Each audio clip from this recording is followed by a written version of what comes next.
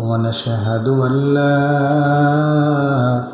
إله إلا الله وحده لا شريك له ونشهد أن سيدنا وسندنا وحبيبنا وطبيب ربنا ومولانا محمدا عبده ورسوله আল্লাহ পাক রব্বুল আলামিন তার বান্দাদেরকে মনোনীত করার জন্য আল্লাহ রব্বুল আলামিন তার বান্দাদেরকে কাছে থেকে আরো কাছে নেওয়ার জন্য এই মাসটাকে নির্ধারণ করেছেন। গত সপ্তাহে আলোচনা করেছিলাম যে এই মাসের মধ্যে আমাদের ইসলামী ধর্মের অন্যতম একটা ইবাদত হজটা এই মাসের মধ্যে রয়েছে। হজ এই মাসের মধ্যে রয়েছে। আর এই হজের যে ইবাদতগুলো রয়েছে সে ইবাদতগুলো হলো আল্লাহ রব্বুল আলামিনের কাছে পরীক্ষিত পছন্দের আমল। পছন্দের আবার পরীক্ষিত। এই জন্য আল্লাহ রব্বুল আলামিন এই হজের মধ্যে এমন সমস্ত কিছু আমল দিয়েছেন যে আমলগুলো আল্লাহ পাক রব্বুল আলামিন হযরত আদম আলাইহিস সালাম থেকে নিয়ে শুরু করে আজকে পর্যন্ত চালু রেখেছে। কি পরিমাণ পছন্দের আমল হলে আল্লাহ রাব্বুল আলামিন সে আবহমান কাল থেকে তথা মানব সৃষ্টির শুরু থেকে এখন পর্যন্ত টিকিয়ে রাখতে পারে। কি পরিমাণ পছন্দের হলে মেরে মুহতারাম হাজিরিন, এই মাসটা হলো আল্লাহ রাব্বুল আলামিনের পরীক্ষিত পছন্দের আমলের মাস। হযরত সারা আলাইহিস সালাম হযরত ইব্রাহিমকে মাঝে মাঝে বলেন, ইব্রাহিম জাওবিজ আখার, আরেকটু বিয়ে করে নেন। হযরত ইব্রাহিম বলে যে সারা কি যে কও, আমি হলাম একজন নবী মানুষ, আমার সাথে যাদের বিবাহ হবে তাদের তো অনেক উচ্চ মাপের আমলের দরকার, অনেক মুত্তাকি হওয়া প্রয়োজন। এমন কোনো মানুষ কি তোমার কাছে আছে? হযরত সারা আলাইহিস সালাম বললেন যে আমার কাছে এমন একজন মানুষ আছে। কে মানুষটা? সেই মানুষটা হলেন হযরত হাজেরা আলাইহিস সালাম। হাজেরা ছিলেন কে?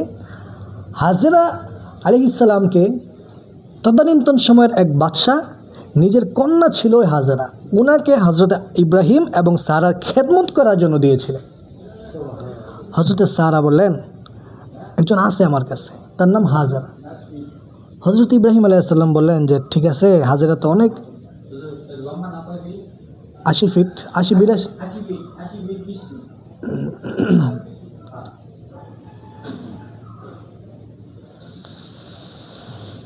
তো হযরত হাজেরা আলাইহিস সালামের আমল ছিল অনেক উঁচা, অনেক আমল করতেন তিনি। ইতিহাস খুঁজলে পাওয়া যায় হযরত হাজেরা আলাইহিস সালামের রাত্রিবেলার কখনো ঘুমের ইতিহাস নাই। সারা রাত্র তিনি ইবাদত করে কাটিয়ে দিতেন। আমাদের যে সমস্ত আকাবিরদের ঘটনা শুনি 40 বছর 30 বছর 50 বছর রাত্রি ইবাদত করে কাটিয়ে দিয়েছেন। আর হযরত হাজেরা আলাইহিস সালামের জিন্দেগির মধ্যে রাত্রিবেলা ঘুমের কোনো ইতিহাস নাই। সারা রাত্র ইবাদত করতেন। আল্লাহ রাব্বুল আলামিনের কাছে সবসময় ওনার সাথে কথা হইতো। তো ইব্রাহিম আলাইহিস সালাম বলেন যে তুমি কি হাজেরার পরীক্ষা করছো? হযরত সারা বলেন যে হুজুর, আমি তো হাজেরার সাথেই থাকি, তার এত ইবাদত এটা আমি আর জীবনে কখনো দেখি নাই। হযরত ইব্রাহিম বলে আচ্ছা ঠিক আছে, তুমি তার কাছে প্রস্তাব দাও, দেখো সে কি বলে। হযরত ইব্রাহিমের প্রস্তাব হযরত সারা আলাইহিস সালাম হযরত হাজেরা আলাইহিস সালামের কাছে পৌঁছায় দিলেন। হযরত হাজেরা বলেন যে দেখেন, আমি তো নিজে থেকে কিছু বলতে পারবো না, আমার পরামর্শ করতে হইব। আপনারা যদি হযরত হাজেরা আলাইহিস সালামের এই পরহেজগারিতা সম্পর্কে সামান্য পরিমাণ ধারণা পেয়ে থাকেন, বলেন তো হযরত হাজেরা আলাইহিস সালাম কার সাথে পরামর্শ করবেন? আপনাদের ধারণাটা কি? কার সাথে পরামর্শ করবেন? আল্লাহর সাথে পরামর্শ করবেন। হযরত হাজেরা আলাইহিস সালাম বললেন যে আমি একটু পরামর্শ করে নিই, একটু সময় দেন আমার। হযরত সারা বলেন ঠিক আছে, সময় নেন আপনি, কিন্তু কালকে জানাই তুই। হযরত হাজেরা আলাইহিস সালাম পরামর্শ শুরু করলেন। সারা রাত্র তিনি আল্লাহ তাআলার সাথে কথা বললেন। মেরে মুহতারাম হাজিরিন, ইতিহাস পর্যালোচনা করলে দেখা যায় হযরত হাজরা আলাইহিস সালাম ওই রাত্রির মধ্যে তার বিবাহিত জীবনের পর থেকে নিয়ে তার মৃত্যুর আগ পর্যন্ত হযরত ইব্রাহিমের সাথে কেমন সংসার কাটাবেন এটা সম্পর্কে আল্লাহ তাআলার সাথে আলোচনা করেছেন। আল্লাহ তাআলা সব কিছু সম্পর্কে তার ধারণা দিয়েছেন ওই রাত্রের মধ্যে। হযরত হাজরা আলাইহিস সালাম আল্লাহকে জিজ্ঞেস করলেন, আল্লাহ কি করা যায়? এই লোকটা তো বিবাহিত আবার বয়স্ক। ইতিহাসের মধ্যে আসছে হযরত ইব্রাহিম আলাইহিস সালামের বয়স ছিল হযরত হাজরা আলাইহিস সালামের 4 গুণ। হযরত হাজরার বয়স 20 থেকে 25 বছর ছিল আর হযরত ইব্রাহিমের বয়স 80 বছর ছিল। কি করা যায়? আল্লাহ রাব্বুল আলামিন হযরত হাজরা আলাইহিস সালামকে বলে দিলেন, আমি ইব্রাহিমের পুত্র ইসমাইলের মা হিসেবে তোমাকে কবুল করে রাখছি। তো হযরত হাজরা আলাইহিস সালামকে আল্লাহ তাআলা বললেন, হাজরা তুমি এইসব নিয়ে টেনশন করো না, আমি আল্লাহ রাব্বুল আলামিন তোমাকে ইব্রাহিমের পুত্র ইসমাইলের মা হিসাবে অনেক আগে কবুল করে রাখছে। হযরত হাজরা আলাইহিস সালাম সারা রাত আল্লাহ তাআলার সাথে পরামর্শ করে পরের দিন হযরত সারা আলাইহিস সালামকে বললেন যে আমি পরামর্শ করছি। কি পরামর্শ করছেন? আলহামদুলিল্লাহ। এই যে দেখেন, আমরা যে মেয়েদেরকে গিয়া বলি যে অমুকের ছেলে অমুক, এত টাকা দেন মোহর দিয়া অমুকের ওকালতিতে তোমার কাছ থেকে এজেন্ট নিতে এসেছি, তোমরা রাজি থাকলে বলো আলহামদুলিল্লাহ। এই যে আলহামদুলিল্লাহ, এই যে ইব্রাহিম আলাইহিস সালামের সুন্নাত আলহামদুলিল্লাহ। হযরত হাজরা আলাইহিস সালাম বলেন আলহামদুলিল্লাহ। হযরত সারা আলাইহিস সালাম ইব্রাহিমকে এই কথাটা জানায় দিলেন যে ইব্রাহিম, হযরত হাজরা আলাইহিস সালাম এটা বললেন। এক পর্যায়ে হযরত হাজরা আলাইহিস সালামের সাথে হযরত ইব্রাহিমের বিবাহ হল। হযরত হাজরাকে নিজের সতীন হিসাবে পেয়ে হযরত সারা অনেক খুশি। 2 জন একবারে বোনের মতো থাকে, চুল পরিমাণ সমস্যা তাদের মধ্যে নাই। একটা পর্যায়ে হাদিসের মধ্যে আসছে যে হযরত ইব্রাহিম আলাইহিস সালামের বৈবাহিক সম্পর্কে 3 মাস কিংবা 4 মাস পরে হযরত ইসমাইল আলাইহিস সালাম হযরত হাজরার পেটে চলে আসলেন। হযরত সারা এতদিন হযরত হাজরা আলাইহিস সালাম সারা এবং ইব্রাহিমের খেদমত করত, এখন সেই সম্রাজ্ঞী হযরত সারা হাজরার খেদমত করে। প্রচণ্ড পরিমাণে আনন্দ, প্রচণ্ড পরিমাণে খুশি তারা, তাদের ঘরে একটা বাচ্চা আসতেছে। হযরত সারা আলাইহিস সালাম সবসময় হযরত হাজরাকে খেদমত করেন, এটা সেটা খাওয়ান, এটা সেটা কাইটা দেন, এটা সেটা নিয়ে আসা দেন, নিজে না খায়া হযরত হাজরাকে খাওয়াইতে থাকে। তাদের আশা, তাদের আনন্দ হলো একটা বাচ্চা তাদের সাথে তাদের ঘরে আসতেছে। মানে মুহতারাম হাজরিন, এ পর্যায়ে চলতে থাকলো। এক পর্যায়ে হযরত ইসমাইল আলাইহিস সালাম দুনিয়াতে চলে আসলেন। দুনিয়াতে চলে যখন আসলেন, কিছুদিন পর্যন্ত হযরত সারা আলাইহিস সালাম হযরত হাজরা আলাইহিস সালামের সাথে মোটামুটি ভালো একটা সম্পর্ক ছিল। এরপর থেকে আল্লাহ প্রদত্তভাবে হযরত সারার সাথে হযরত হাজরার ঠুসাঠুসি লেগে গেছে, সমস্যা হয়ে গেছে। এখন আর হযরত সারা হযরত হাজরাকে তেমন একটা দেখতে পারেন না। ইসরায়েলি রিওয়ায়াতের মধ্যে পাওয়া যায় হযরত সারা আলাইহিস সালাম একদিন হযরত হাজরাকে জিজ্ঞেস করে, আচ্ছা তোমার ঘর থেকে যে বাচ্চাটা হবে সেটা আমাকে কি বলে ডাকবে?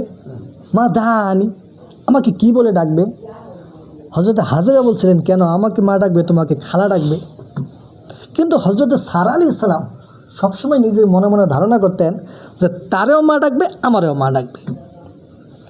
যখন হযরত হাজরা আলাইহিস সালাম বললেন যে আমাকে মা ডাকবে, তোমাকে খালা ডাকবে, এরপর থেকে হযরত সারার মনটা খারাপ হয়ে গেছে, আর হাজরাকে দেখতে পারে না। হযরত ইব্রাহিমের মুখে যখন হযরত হাজরার কথা শোনেন, তখন ইব্রাহিমের সাথেও কথা বলা বন্ধ করে দেয়। এমন একটা পর্যায়ে শুরু হয়েছে। এক পর্যায়ে আল্লাহ পাক রব্বুল আলামিন হযরত হাজরা আলাইহিস সালাম এবং হযরত ইসমাইল আলাইহিস সালামকে বনবাসে দিয়ে আসার জন্য ইব্রাহিমকে আদেশ করলেন। ইব্রাহিমকে বললেন যে আপনি আপনার সন্তান এবং আপনার স্ত্রী থেকে দূরে সরে যান। ইব্রাহিম বললেন, আল্লাহ কই যাম? অমুক দ্বীপের মধ্যে রেখে আসেন। আল্লাহ অমুক দ্বীপ তো চিনি না, আপনার ওই যে একটা সাদা উট আছে, ওই উটটাকে আপনার সফর সঙ্গী হিসেবে নিয়ে যাবেন। ওই উট যেখানে গিয়ে বসবে সেখানে আপনাদের সফরকে আপনি মুলতবি করে দিবেন। ছোট্ট বাচ্চা, ইতিহাসের মধ্যে আসছে 8 মাস কিংবা 9 মাসের বাচ্চা। হযরত ইসমাইল 8 মাস কিংবা 9 মাসের বাচ্চা। এমন সময় হযরত ইব্রাহিম আলাইহিস সালাম হযরত হাজরা আলাইহিস সালাম এবং ইসমাইলকে নিয়ে বনবাসে রেখে আসলেন এই আরব নগরীতে, বর্তমান যেখানে মক্কা মুআজ্জামা মদিনাতুল মুনাওয়ারা যে জায়গাটার মধ্যে এই আরবে রেখা গেলেন। আরবটা তখন কেমন ছিল মেরে মুহতারাম হাজিরিন?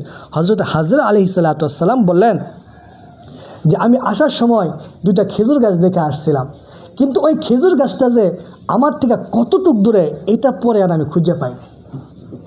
মেরে মুহতারাম, এই জায়গার মধ্যে একটা খেজুর গাছ আছে, পুরাটা ফাঁকা, যাইতাছে। এখন আওরাওয়া কোন দিকে গেছে, এই দিকে গেছে নাকি ওই দিকে গেছে? হযরত হাজরা আলাইহিস সালাম বলেন যে দুইটা খেজুর গাছ দেখে আসছিলাম, কিন্তু পরবর্তীতে ওই খেজুর গাছগুলো আমি আর পাই নাই। এখানে দুইটা খেজুর গাছ, বাকি সবটাই ফাঁকা, এদিকে গেছে ওইদিকে গেছে, কোনো জায়গার মধ্যে খেজুর গাছগুলো পায় না। এমন একটা জায়গার মধ্যে হযরত হাজরা এবং ইসমাইল 8 মাসের বাচ্চাকে হযরত ইব্রাহিম রেখে আসছে। আল্লাহ তাআলা কত বড় পরীক্ষা দেখেন। আল্লাহ তাআলা বলে দিছে যখন তাদেরকে রেখে আসবেন পিছনের দিকে তাকানো যাবে না, পিছনের দিকে। হযরত ইব্রাহিম আলাইহিস সালাম চলে আসেন, হাজরা আলাইহিস সালাম বারবার জিজ্ঞেস করতেছেন, কি গো 8 মাসের বাচ্চাটা রেখে আমার রেখে কই যাইতেছেন আপনি?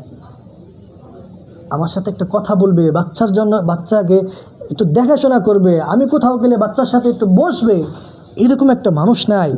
এরকম 8 মাসের বাচ্চারা রেখা আমার রেখে আপনি কই যাইতেছে? হযরত ইব্রাহিম আলাইহিস সালাম তাদের এখানে বসে সামনের দিকে হাঁটা ধরলেন, পিছন দিক দিয়ে হযরত হাজরা আলাইহিস সালাম কান্না করে, অজস্র দ্বারাই কান্না করে ডাকতেছে। ইব্রাহিম আলাইহিস সালাম কোনো কথা বলে না। হযরত ইব্রাহিম আলাইহিস সালাম যখন অনেক দূরে চলে গেছে না, সহ্য করতে না পাইরা হযরত ইব্রাহিম আলাইহিস সালাম শুধু ইশারা করে আল্লাহর আকাশের দিকে দেখাইছে, আকাশের দিকে শুধু দেখাইছে। হযরত হাজরা আলাইহিস সালাম বলেন, এই আদেশটা যদি আপনি যে দিক থেকে দেখাইছেন ওই দিক থেকে চলে আসে, আল্লাহর কসম করে বলতেছে তিনি আমার জন্য যথেষ্ট। আপনি যে দিকে ইশারা করছেন আদেশটা যদি ওই দিক থেকে এসে থাকে তাহলে উনি আমার জন্য যথেষ্ট। মেরে মুহতারাম হাজিরিন, হযরত হাজরা আলাইহিস সালাতু ওয়াস সালাম এমন একটা দ্বীপের মধ্যে বাসস্থান শুরু করেছিলেন যেই জায়গার মধ্যে আশপাশে পানিরও ব্যবস্থা ছিল না। আল্লাহ রাব্বুল আলামিন যদি তৌফিক দান করেন সামনের কোনো দিন এই কথাগুলো বলবো, মা তাওফিক ইল্লা বিল্লাহ। মেরে মুহতারাম হাজিরিন, এই যে হযরত ইব্রাহিম আলাইহিস সালাতু ওয়াস সালাম যেভাবে এসেছিলেন এইভাবে আশাটাকেও আল্লাহ তাআলা সুন্নত করে দিয়েছেন। হযরত ইব্রাহিম আলাইহিস সালাম যেভাবে এসেছিলেন, হযরত হাজরা আলাইহিস সালাম যেভাবে এসেছিলেন, এইভাবে আশাটাকেও আল্লাহ তাআলা সুন্নত করে দিয়েছেন। যেভাবে থেকেছেন এটাও সুন্নত করে দিয়েছেন। মেরে মুহতারাম হাজিরিন, এই জন্য বলি যে হজের যে আমলগুলো রয়েছে এইগুলো হলো আল্লাহ রাব্বুল আলামিনের পরীক্ষিত পছন্দের আমল। আল্লাহ রাব্বুল আলামিন আমাদের সবাইকে হজ্জুল মাবরুর নসিব করুক, সবাইকে হজ করার তৌফিক দান করুক। সবাই বলেন আমিন।